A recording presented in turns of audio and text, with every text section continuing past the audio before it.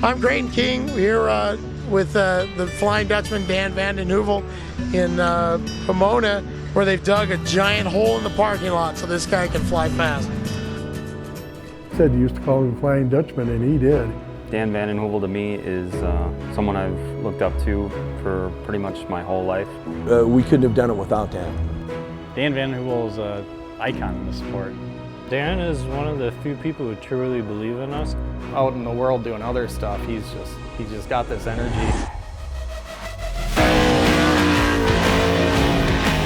You, my man, just won what is arguably the best Pro 2 race we've ever seen.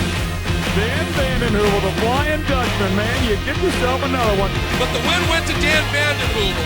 And the man who lives in Appleton, Wisconsin is going to take the checkered flag. My first race car was a 68 Plymouth Fury 3 4-door. Towing that with a chain down 55 from Appleton all the way here. Just flat towed it. Never even thought what would happen if we ripped a wheel off or something. How would we get it home? Said he used to call him Flying Dutchman, and he did. He had it right to the balls of the walls. He just had to, because there was too many guys that had better equipment than he did, that he had to drive more on the edge. Worked 50 hours at our job. We sat normally in a salvage yard for weekends after weekends, because that's where we got our parts from. There wasn't a car tech, all these different stores selling auto parts. Winning the few championships I won, that was really cool. But just racing against the best there is in the world and beating them,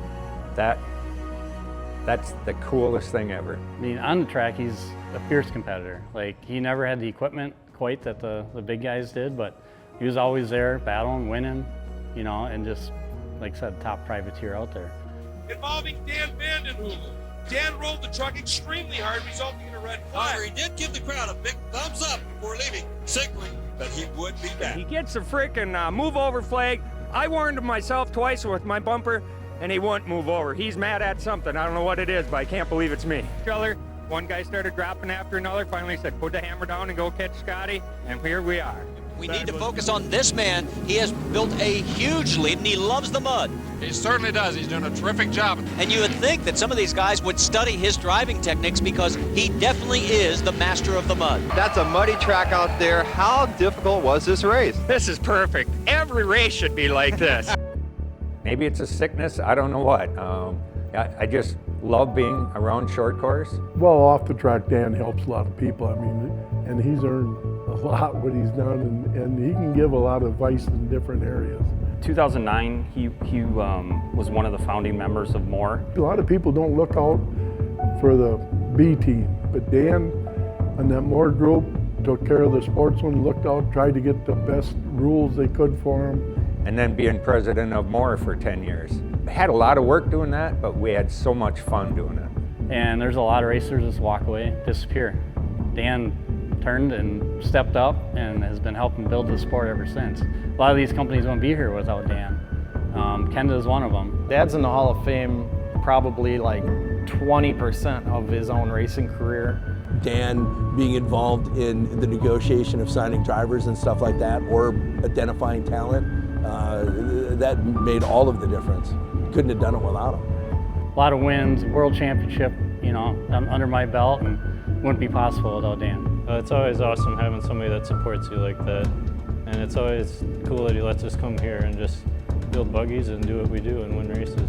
I think he's just as excited as we are when we get on the podium. Like, he's always one of the first ones down there with a hat. First and foremost, Dan's provided us a place to work on our race cars, and then the never-ending knowledge that he's given to his son, who has in turn given it to us. Anytime somebody asks me about my dad or a story about that, I just think of all the fucking work that we did. The biggest on-track success for him, in my eyes, is winning in the truck that we built. I think the stuff that he did after his racing career is just going to be even bigger than what he contributed behind the wheel. He was worthy of that, in our opinion, and that was borne out in his induction. So. But it's very, very nice that the people out west recognizing us now for what we are and what we're doing, And the Hall of Fame is great. It ain't, you know, you just don't get walked in there and get in the Hall of Fame. You're up there with the best drivers in the world, and it's really a privilege. I was at my cabin in Tennessee with my wife when got a phone call from Ken to Mike. It's pretty overwhelming. I don't know if I ever thought I was worthy. I just spent my whole life basically in off-road. Walker Evans, and I bought one of Walker's trucks back in the day. I guess in your mind you go, yeah, maybe someday, but you always think it'll be after you've passed. The Flying Dutchman is all around now, and we've got a lot of really good representation out there now in the world. And he raised a good bunch of boys. I mean, his wife was behind him like the rest of us. If your other half ain't behind you, it's hard to do it. And Mom too, you know, Mom was there the whole way, and it's just always persistent, and it's just dude, just the amount of work is the biggest thing that I think of all the time. I mean, there's so many, but my wife, yeah, by far. We went to actually Bark River, and she raced a friend of mine's truck, and she's like, hey, we got to get back in this. We got to build a truck. So if it wasn't for her, yeah, I wouldn't be here.